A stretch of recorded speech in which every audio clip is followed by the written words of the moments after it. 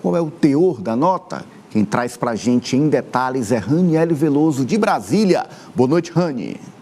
Boa noite, Ananias, a você e a todos que nos acompanham direto de Brasília. Bom, agora há pouco, Brasil, México e Colômbia soltaram uma nota em conjunto sobre a situação das eleições na Venezuela. Se passaram 4 dias e as atas por mesa de votação ainda não foram apresentadas por Nicolás Maduro, que disse ontem que já tinham essas atas em mãos, mas não disse quando iria divulgar. A nota foi feita depois de uma conversa por telefone entre os presidentes Lula, aqui do Brasil, Gustavo Petro, da Colômbia, e Manuel López Obrador, do México. Os 3 países que ontem, por exemplo, naquela reunião da Organização dos Estados Americanos, se manteram neutros. Brasil e Colômbia se abstiveram da votação de uma nota ali para não reconhecer esse processo eleitoral. Já o México nem sequer participou da reunião. E na nota de hoje, eles falam em apuração imparcial para que a soberania da vontade popular prevaleça. Eles também pedem para que as atas por mesa de votação sejam divulgadas e que as controvérsias possam ser resolvidas por vias institucionais. Os países também se colocam à disposição para serem ali intermediadores do diálogo entre governo e oposição. Eles também falaram sobre a importância e a prioridade do momento, que seria de manter a paz social e proteger as vidas humanas, mantendo também cautela e a contenção das manifestações e eventos públicos para evitar uma escalada maior de violência. A gente lembra que já são mais de 15 mortos depois das eleições de domingo, já se passaram 4 dias e nada dessas atas de votação, que são boletins de urna.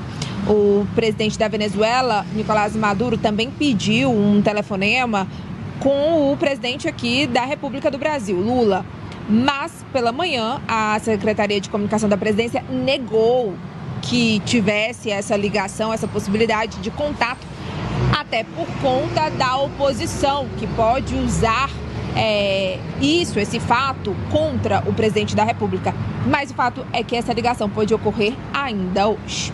É isso, Ananias. Então, portanto, esses 3 países ali ainda tendo essa posição de cautela, portanto, em cima do muro, e a gente não tem ainda uma posição concreta desse país. Boa noite para vocês e até amanhã. De Brasília, boa noite, até amanhã. Olha, vamos colocar a nota, a gente tem inclusive a íntegra da nota, como foi divulgada pelo Itamaraty. O título é Eleições Presidenciais da República Bolivariana da Venezuela. Comunicado conjunto de Brasil, Colômbia e México. Chama atenção para ali o final da primeira linha do 2º parágrafo, onde a nota afirma: fazemos um chamado às autoridades eleitorais da Venezuela para que avancem da forma expedita e divulguem publicamente os dados desagregados por mesa de votação. As controvérsias sobre o processo eleitoral devem ser dirimidas pela via institucional.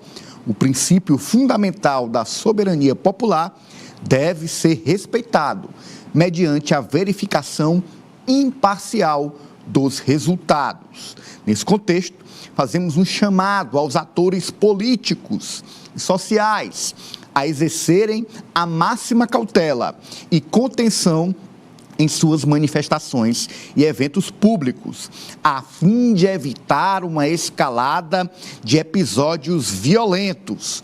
Manter a paz social e proteger vidas humanas devem ser as preocupações prioritárias neste momento. E aí a nota segue dando respeito à soberania e à vontade do povo da Venezuela. Uma posição conjunta, uma posição que garante, dentro da comunidade internacional, o respeito às atas, ao que foi aferido na vontade popular nas urnas e que une Brasil, Colômbia e México, numa posição de não reconhecer a vitória de Maduro, de exigir para isso que sejam apresentadas o resultado das urnas, as cédulas, as notas das urnas eletrônicas na Venezuela. Como é que você avalia essa posição, Kátia D'Angelis? Olha, Ananias, eu achei muito leve. Achei que merecia ser mais contundente. Acho. E, assim, querer que as vias institucionais, né? Falar em vias institucionais para validar qualquer coisa num país que está visivelmente, todos sabemos, aparelhado, né? A Suprema Corte, ali a instância eleitoral que deveria ter a autoridade, é um pouco risível, mas já é melhor do que falar que não há motivo para, sim, não se vê como fez o presidente Lula, que a gente percebe aí que tem uma postura para dentro ali do seu partido, ali para aquela militância, para o pessoal que ainda vive na época da Guerra Fria, independente de ser ou não um governo democrático, a questão da ideologia fala mais alto, e uma postura já para a comunidade internacional, porque realmente ficou feio. Ficou feio. Você falou de postura leve, o que poderia ser feito na sua avaliação nesse caso? Ser mais contundente e não reconhecer, porque a nota nem fala, né, que não se reconhece, né, se respeita e se quer ali que as vias institucionais sejam usadas. Todo mundo sabe que não existe institucionalidade na Venezuela. Todo mundo sabe disso. Mas, como eu estou falando, fica menos ruim, né, do que o que vinha sendo colocado, e garante uma força aí para os outros líderes da esquerda, né, do continente, que se manifestaram de forma totalmente diferente, né. O Brasil é importante nessa articulação, né.